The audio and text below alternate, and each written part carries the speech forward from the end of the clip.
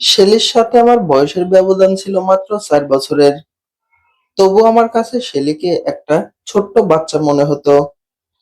ওর আর আমার বিয়ে হয়েছিল অগ্রহায়ণ মাসের প্রথম সপ্তাহে। একটা শীত শীত ভাব ছিল প্রকৃতিতে।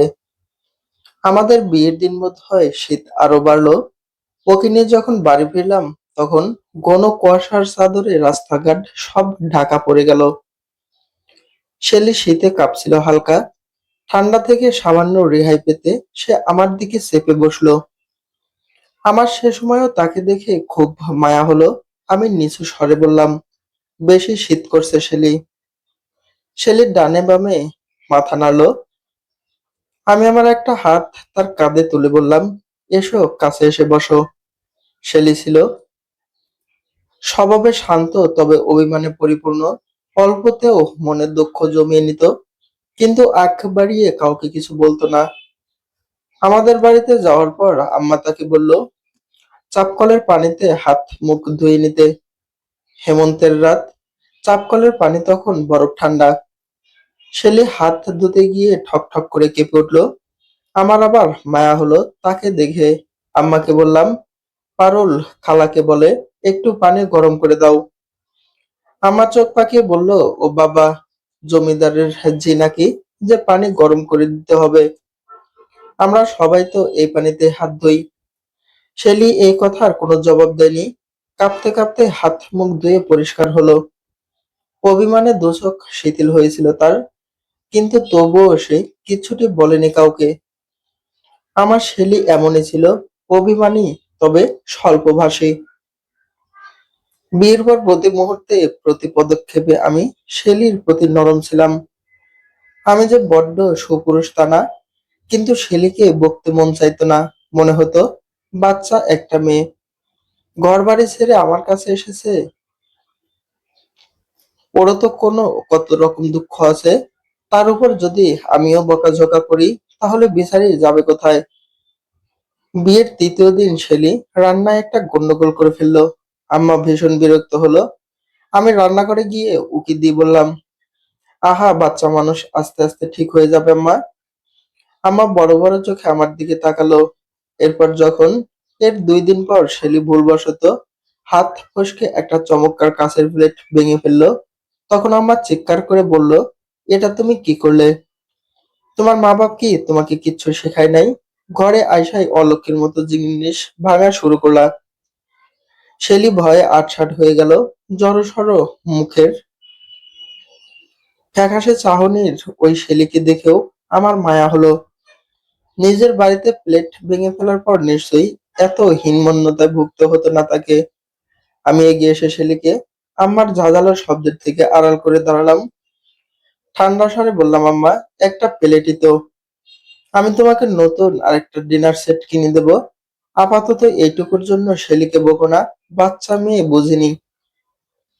আম্মা আর কিছু বলল না। কঠিন চোখে শেলীর দিকে এক নজর তাকিয়ে পারুল খালাকে মেজে পরিষ্কার করতে বলে চলে গেল। শেলী স্থির হয়ে দাঁড়িয়ে থাকলো আমার পাশে। আমি আস্তে করে ওর হাত ধরে বললাম, মন খারাপ হয়েছে শেলী? শেলী সেদিন চাপা স্বরে খুব সুন্দর একটা জবাব দিয়েছিল আমাকে।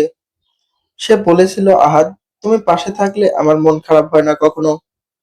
হা হা হা। এটাই বোধহয় শেলীর পক্ষ থেকে প্রথম প্রেমের নিবেদন ছিল আমার প্রতি। এরপর অবশ্য প্রথম বিবাহ বার্ষিকীতে সে আমার আর তার ছবি ফ্রেমে বেঁধে উপহার দিয়েছিল আমাকে।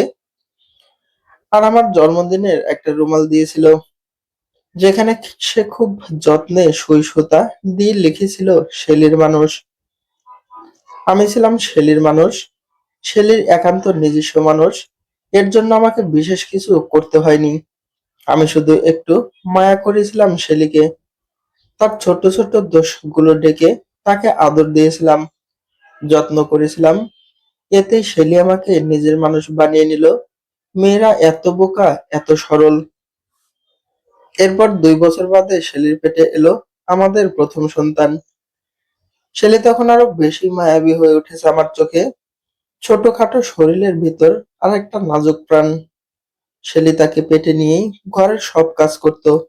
আম্মা বলতো, বাচ্চা পেটে আইলেই মায়া মানুষের ডং মারে। দিনরাত খালি হইতা নের ধান্দা, কামচুরির নতুন বাহানা, আমার বাড়িত এসব চলতো না। আমিও বাচ্চা পেটে লইয়া কাম করছি, আমার কিছু হইছে না। আম্মার ধারণা ছিল শেলী হয়তো বাচ্চা হওয়ার বাহানায় সারাদিন শুয়ে বসে থাকবে, কোনো কাজ করবে না। সব মেয়েরাই যেটুকু আদর আহ্লাদ আশা করে ওইটুকু আহ্লাদের ভাগ চেয়ে বসবে। কিন্তু আমার শেলী তার কিছুই চাইল না। ওর চাপা অভিমান সে ভুল করেও মুখ ফুটে প্রকাশ করলো না। কিন্তু আমি তো শেলীর নিজস্ব মানুষ ছিলাম। আমি ওর চোখ দেখলেই সবটা বুঝে যেতাম।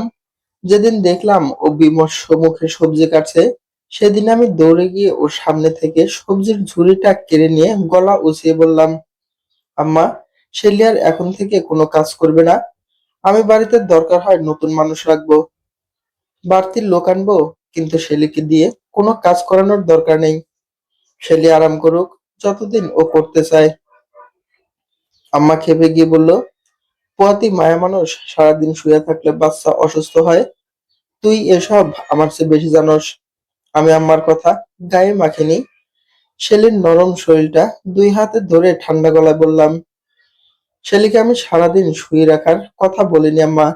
শেলী হাঁটবে, টুকটাক ব্যায়াম করবে, সাধ্যমতো কাজ করবে, কিন্তু কাজ করার মানে তো এই না যে শেলী চুলার তাপে জ্বলবে। আমি পারলে সারা জীবনেও কোনোদিন শেলীকে রান্নাঘরে ঢোকাতাম না। শেলী সেদিন সারা রাত দুই হাতে জড়িয়ে রাখলো আমাকে। ও নাকি তার সারা জীবনের সব ভালো কাজের বিনিময়ে আমাকে পেয়েছে। আমি নীরব হয়ে তার কথা শুনলাম। আমার তখন আবার মায়া হতো তার জন্য, আল্লাহ পাক যে কেন মেয়ে মানুষকে এত মায়া দিয়ে পৃথিবীতে পাঠায়। শেলী আমার জীবনে আসা প্রথম নারী, ওকে আমি ভালোবেসেছিলাম আটপৌরে ভেবেই।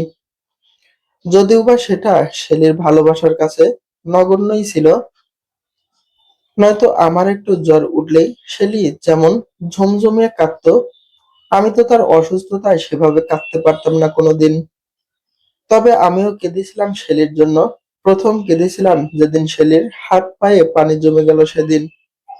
শেলীর সুন্দর মুখটা মাতৃত্বের স্বাদ নিতে গিয়ে একেবারে মলিন হয়ে উঠল। বিধ্বস্ত হলো শেলীর সুন্দর দেহ। আমার শেলী তবুও হাসি মুখে সব মেনে নিল।